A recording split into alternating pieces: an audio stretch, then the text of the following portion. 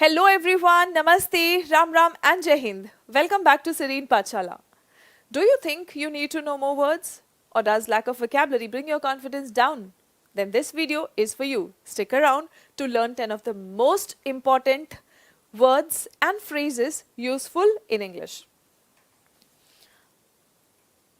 Before we proceed, अगर आप SSC के किसी भी एग्जामिनेशन के लिए SSC CGL, CHSL, CPO, MTS किसी भी एग्जामिनेशन की तैयारी कर रहे हैं तो आप इस चैनल को ज़रूर सब्सक्राइब कर लें क्योंकि इस चैनल पर एसएससी पैटर्न और सिलेबस बेस्ड सभी टॉपिक्स कवर किए जाने वाले हैं. Mock sessions, concepts, previous years questions, vocabulary, सब कुछ. So make sure you join this channel. And Serene पाठशाला एप्लीकेशन गूगल प्ले स्टोर पर से अगर आप डाउनलोड करते हैं तो इस एप्लीकेशन पर जो भी कोर्सेज हैं सभी कोर्सेज पे आई कैन ये कोड यूज करने पर आपको 10% का ऑफ मिलेगा. Now let's get started. The first phrase that we have for today is all years. What do we mean by all years? All years का मतलब होता है बहुत ध्यान से सुनना, किसी को पूरे फोकस पूरे अटेंशन से सुनना. जब आप पूरे फोकस पूरे अटेंशन से किसी को सुन रहे होते हैं तो उसे कहते हैं फुल अटेंशन के साथ में सुनने को ऑल ईयर्स. एक सेंटेंस देखते हैं. Tell me who else was invited. I am all ears. I am all ears मतलब मैं ध्यान से सुन रहा हूं. बताइए मुझे कौन कौन आमंत्रित किया गया था. ऑल ईयर्स मतलब ध्यान से सुनना, ध्यान पूर्वक सुनना. The next one, keep an eye. Keep an eye का मतलब होता है नजर रखना. कीप एन आई का मतलब होता है नजर रखना. Watch something carefully. Keep an I on your brother while I'm out. आपकी मम्मी ने या पापा ने आपको ज़रूर ये बोला होगा. छोटे भाई बहन अगर आपके हैं तो छोटे भाई बहन खुराफाती तो होते ही हैं. तो मम्मी पापा घर से बाहर जाने से पहले कहते हैं कि भाई का ध्यान देना या बहन का ध्यान देना. छोटे बच्चे हैं है ना घर में, सो उनका ध्यान देना. while I'm out मैं बाहर हूँ तब तक छोटे भाई पर ध्यान रखना, ध्यान देना, नज़र रखना. Keep an eye. Keep an eye का मतलब होता है watch something carefully. Watch something carefully. Learn the ropes. अब रोप का मतलब क्या होता है? रोप का मतलब तो रस्सी होता है, लेकिन लर्न द रोप्स का मतलब होता है बेसिक से सीखना. कोई भी चीज़ होता है तो उसको सीख लेना. कोई भी नई चीज़ अगर आपके सामने आए उसको आप सीख लेते हैं तो हम उसे कहते हैं लर्न द रोप्स. हम उसे क्या कहते हैं? Learn the ropes. कोई भी चीज़, किसी भी चीज़ में अगर आप नए हैं, आप उसके बेसिक्स सीख रहे हैं तो हम उसे कहते हैं learn the ropes. Once I learn the ropes at my new job. Once I learn the ropes at my new job I won't be so nervous. मैं इतना नर्वस नहीं होऊंगा. एक बार मैंने सारे बेसिक्स, सब काम कैसे करना है वो सीख लिया, सब सीख लिया तो मैं नर्वस नहीं होऊंगा. Once I learn the ropes at my new job. नया जॉब है तो इसमें जो भी काम करना है, कैसे करना है, अगर मैं सीख लूंगा तो मैं उतना नर्वस नहीं होऊंगा. आई won't be so nervous. The next vocabulary for us today is under one's belt. ध्यान से देखना, अभी under one's belt है, अगला वाला below the belt है. under one's belt मतलब आपने, आपकी कोई खूबियां हो, कोई एक्सपीरियंस हो, वो अपने बेल्ट में आपने कस लिया. क्यों? क्योंकि जो आप प्रैक्टिस कर रहे हो, जो भी आपका एक्सपीरियंस होता है, जो स्किल आप सीखते हो वो आपके पास ही रहता है ना, वो आपसे दूर नहीं जाता है. तो वो आपके अंडर द बेल्ट ही होता है. ठीक है, वो आपके पास ही होता है. Having the experience, basic computer skills are a good thing to have under your belt. ठीक है, one's belt मतलब जिसके पास वो एक्सपीरियंस है उसका नाम यहाँ पर आएगा.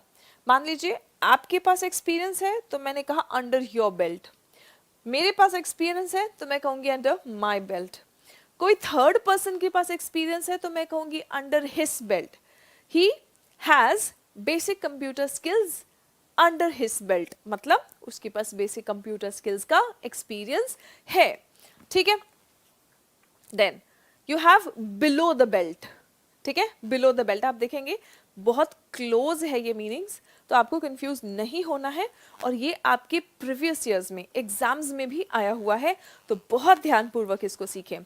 अंडर वंस बेल्ट, अगर यहाँ पे पर्सन आ गया है ना, जैसे देखो अंडर वंस बेल्ट, बीच में कोई पर्सन आ गया है, तो किसी पर्सन के बेल्ट के नीचे अंडर वंस बेल्ट, तो उसका मतलब होता है कोई एक्सपीरियंस होना, कोई नॉलेज होना, ठीक है। लेकिन below the belt, below the belt का मतलब होता है अपमानजनक। बिलो द बेल्ट का मतलब होता है अपमानजनक, very insulting. So you have to be very careful. आपने थोड़ा सा वंस का द बना दिया, द का वंस बना दिया, तो मीनिंग में पूरा उलट फेर हो जाएगा, ठीक है। So very insulting and unfair, कोई चीज जो बहुत गलत हो या बहुत अपमानजनक हो उसे कहते हैं बिलो द बेल्ट। आपने किसी को कोई बात कही, वो अपमानजनक है, तो मैं कहूंगी your comment is below the belt. मैं क्या कहूंगी? Your comment is below the belt, ठीक है। मतलब very insulting and unfair. That remark about his weight, किसी पर्सन के वेट के बारे में आप रिमार्क कर रहे हो, was a bit below the belt, was a bit below the belt, ठीक है। जैसे ये तो मेरा खुद का ही पर्सनल एक्सपीरियंस है। For the past 1.5 years I have been suffering from some or the other health issues, कुछ ना कुछ हेल्थ इश्यूज हो रहे हैं जिसकी वजह से मेरा वेट गेन हुआ है। और बहुत सारे ऐसे ज्ञानी बच्चे बैठे हैं जो बताने के लिए, वो क्लास देखने यही आते हैं कि बताने के लिए कि मैम आप मोटे हो गए हो, आप पतले हो गए हो, है ना। बेटा पहली बात तो आप स्टूडेंट हो, आपका पढ़ने का काम है।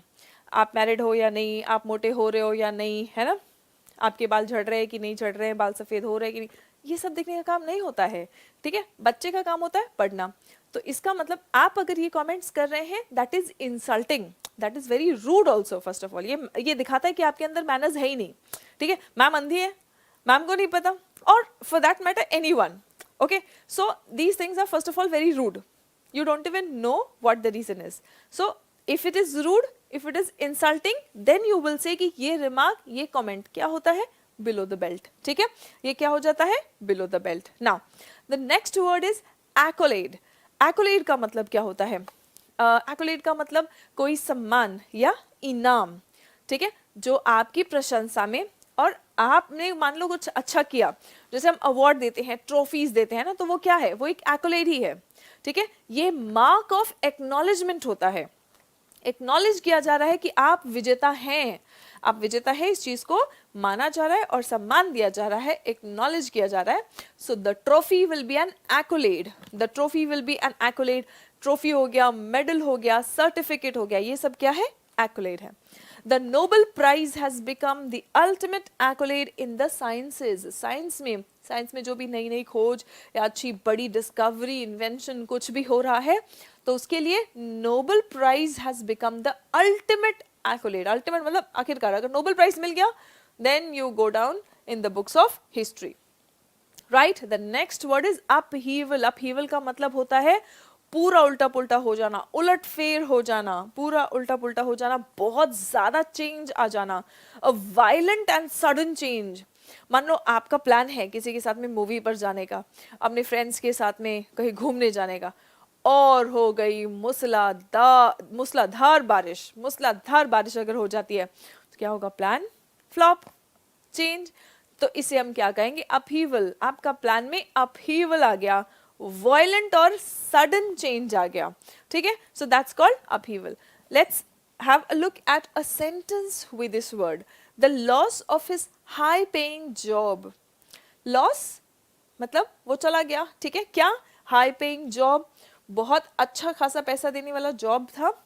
उस जॉब के जाने के बाद उसके जीवन में बहुत ज्यादा उथल पुथल आ गया, caused a lot of upheaval in his life, है ना। बिकॉज जब अच्छी जॉब चल रही होती है तो उसके अकॉर्डिंग आपने लोन ले लिया, गाड़ी का लोन, घर का लोन, लेकिन अगर जॉब ही चली जाए तो क्या करेंगे? फिर तो लाइफ में बहुत सारी प्रॉब्लम्स आ जाएंगे, है ना। सो हम इस उथल पुथल को अपहीवल कहेंगे। The loss of his high paying job caused a lot of upheaval in his life, right? अनस्केथ्ड, बहुत ही प्यारा सा वर्ड है, बहुत ही प्यारा सा वर्ड है। अनस्केथ्ड मतलब खरोच भी ना आए। जैसे कई बार आपने भगवान के चमत्कार, या जैसे हम कहते हैं ना, जाको राखे साइया मार सके ना कोई, है ना। तो आपने देखा होगा कि बहुत डेंजरस एक्सीडेंट्स हुआ है, ट्रेन से कोई गिर गया लेकिन उसको खरोच तक नहीं आई। आपके भी अगर ऐसी कोई स्टोरी होगी तो आप मुझे बता सकते हैं।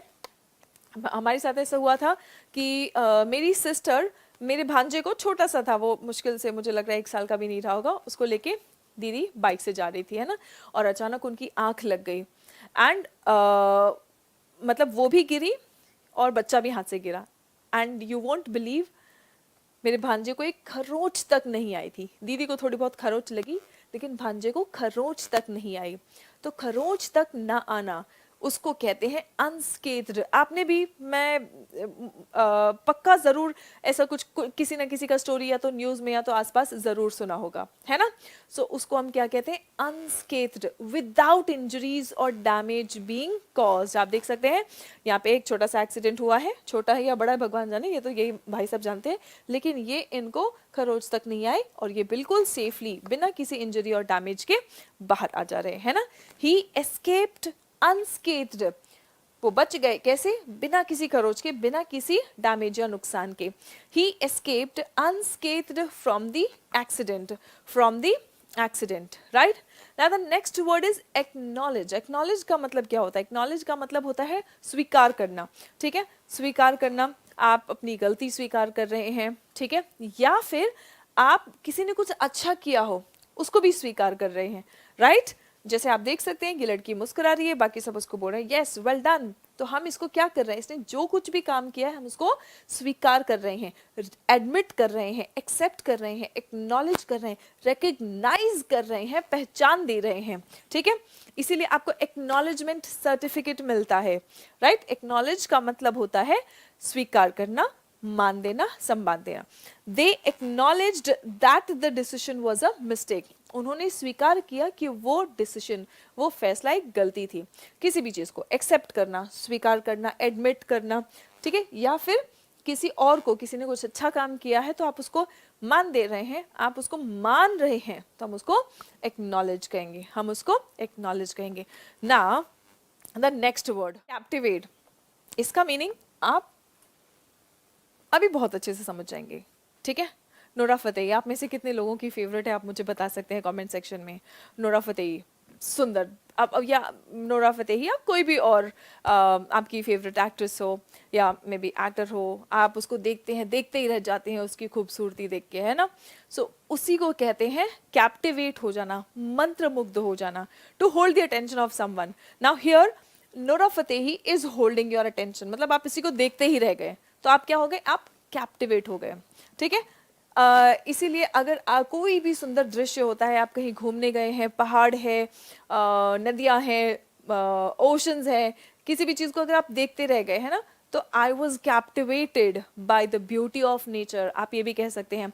हम बहुत अच्छा, शानदार के लिए एक वर्ड यूज करते हैं, कैप्टिवेटिंग, है ना, तो वो एडजेक्टिव की तरह काम करता है। तो कैप्टिवेट का मतलब होता है मंत्रमुग्ध हो जाना, कैप्टिवेट का मतलब होता है मंत्रमुग्ध हो जाना। We were captivated by her beauty, हम उसकी सुंदरता देख के मंत्रमुग्ध रह गए, right. So that's all for today students, thank you so much for getting connected. I hope आप लोगों को आज का सेशन अच्छा लगा होगा। मिलते हैं हम लोग अगले सेशन में, and do not forget to subscribe the channel Serene Pathshala SSC for preparation of government exams competitive English. Thank you. Jai Hind.